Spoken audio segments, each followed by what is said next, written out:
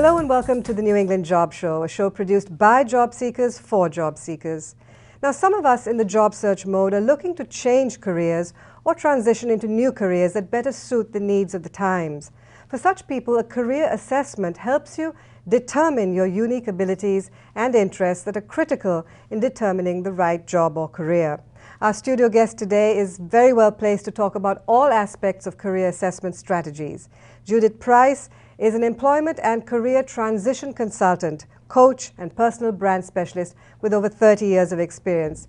She's also a certified professional resume writer, career development facilitator, international job and career coach. Judith counsels individuals in career direction and job search strategies from entry to mid-level professionals to senior level management. She consults for various organizations in the greater Boston area and leads workshops and training seminars for other trainers in employment and world of work related topics. Judith's passion, as is obvious, is in helping people discover their talents and translating that into a viable economic proposition. Welcome, Judith. You have so much to share with us. We look forward to talking to you. To begin with, what is career counseling? How do you define it?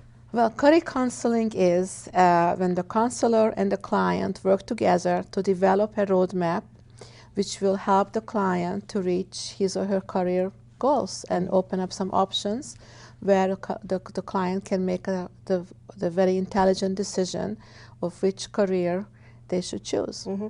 Now, is this something that is recommended for everyone, or is it only when you get to a certain stage and you realize that you're in the wrong career or something needs to change that maybe then you go and seek help? I would love to see high school students to go through this process. Right.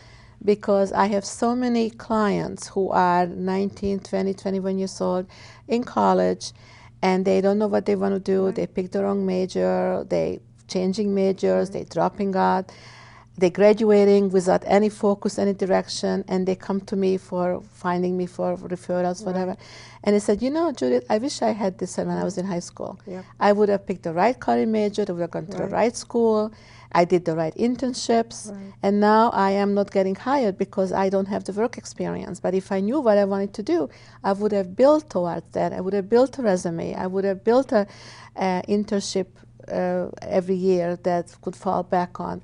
So yes, it's so true. It's really for it's for everyone. Right. It's so true about students. But do you think the school system might in any way change and gear themselves more towards offering this? I don't know. It's a pretty expensive proposition. The assessments are not cheap, and the schools don't have the funds. And also, you have to be trained for that. What does career counseling involve, or career coaching? Well, career coaching and career counseling is very similar. Coaching is more like you know what you want to do and just help you move you on the path. The career counseling gets more into deeper. What is it with your passion? What is it with your desire? What is your natural? What are your strengths? What are your weaknesses? What your interests? What your personality? What your values? What your temperament? And I do both. I do counseling and I do coaching. Now, passion is a word we hear a lot. And I think it's very rare that you end up doing something that you're passionate about. But is the whole aspect of passion something that would come out of a test that you would do? Absolutely. I use several card sorts exercises, which we do in the sessions. And this one particular one measures your passion. All right. And it is 58 cards, which you have to look at a glance and have to make 3 piles. One pile sounds very much like you. One pile sounds nothing like you. In the middle is somewhat like you. And then I ask the client to pick 5 cards, which is very close to that person's heart. And then further we eliminate it to only 1 card, and that 1 card is their passion. Wow. Now, if your passion and your interest goes together, that gives you your natural. Right. And if you work at your natural, you'll be fantastic. Right. So that's what they're trying to find out, the person's natural, which is passion and interest. Can you give us an example of some of these tests that you carried out? A real-life example of someone who perhaps was totally mismatched, or you found out that they were matched? I was working with somebody who worked at Fidelity in financials and went through this assessment, and now she's an occupational therapist. Okay. It was just that she knew that wasn't a good fit, but she had to make money, she had to support a family, had children, she was divorced. So Fidelity gave her the income, but then after so many years, she said it was not her passion, Right. not her calling. So, Judy, this brings up the question of maybe people have been stuck in a career or a job, just a job, for many years, and maybe towards midlife or later on in life, they realize this is not what I want to be doing. So very often do you find that your clients or people who need these tests are of an older age group? Oh, because they suddenly say, absolutely. what am I doing? Absolutely. I do the assessment age from 17 on till 60. I have a client right now who's 60 who's going through the assessment. Right. It's financial services also, and he thinks he wants to teach. He wants to be a science teacher. I'm meeting with him this afternoon. He wants to teach sciences. He's a vice president in a bank. Wonderful. And he really wants to leave it. He just doesn't want to do it anymore. So it's never too late, in other words? Never too late. So could you tell us, I see a lot of papers and cards here, some of the other tests involved in assessing a person. Well, why don't I go over all the cards and then we can talk about the assessment. Another card set I use is for interest, and that measures your interest. Now, that measures, usually interest goes into we can put into four different categories. Working with people, those are the nurses, teachers, social workers, counselors, psychologists, whatever. Then the data people, those are the accountants, the bookkeepers, the insurance, the financial people. Then the creative sorts, the writers, the poets, the musicians, the designers, the media people, the communication people. Yeah. And then they have the things. It's basically working with their hands. Those are the tangible, the engineers, the technicians, the skilled technicians, the anything in a blue collar area. So we all fall into one of those categories. Interest-wise, right? In terms of interest-wise, yes. right? Okay. Definitely. Right. We sometimes we have two interests, you know. So this card measures your interest, and then they give you careers what goes with those interests. Right. So matches your interest up for different careers. But just so that I understand and our viewers understand, the person you're assessing is the person who sorts the cards out according to their... Exactly. Right, and then you base your judgment on their selection of the cards. Well, yes, but you see, I give the cards and I also give them the assessment, because to find the right career, you have to really fit, because we all multifaceted. Just to look at your interest or just your skills is not enough. You have to look at all of those attributes: interest, skills, personalities, values, like I mentioned before. Right. So I use several assessments, and each of the assessments throw out 40, 50 careers or jobs, but only 2 or 3 is going to keep popping up. Right. It's going to be a theme. We're looking for themes. We're looking for patterns. Okay. And what about the other sets of cards? This one measures your values, you know, what's really important to you. Okay. And again, what's very important, somewhat important, not important. And again, I ask the clients to pick out 8 most important, 8 least important, and we'll match it up. How does it fit in with the job choices? So 8, did you say 8 values? 8 values, most and 8 least. And then how does it match up with the job values? And then this one is the skill sets. Now this measures your skills. Okay. And I ask them to make two piles. One competent. Big pile there. Yeah. One competent, doesn't have to be an expert, just competent. And the other one is minimal or no ability. And then the colors each measures a different skill categories. Okay. Like example, the blue is leadership, the gray is mental analytical, the orange is mental creative, etc. So we find out where the person's skill set is. Right. And then again, it measures up with careers. Right. How long would it take you to assess a person or to come out with the results of such a... Usually 5 or 6 meetings. 5 or 6 meetings with the person. So in that Sometimes time... 7. I mean, it really depends on the individual. And in that time, you also really get to know the person, I very bet, much in many so. other ways. Very much so. Right. I also spend an hour talking to the clients, because I find the assessment only 45 to 50%.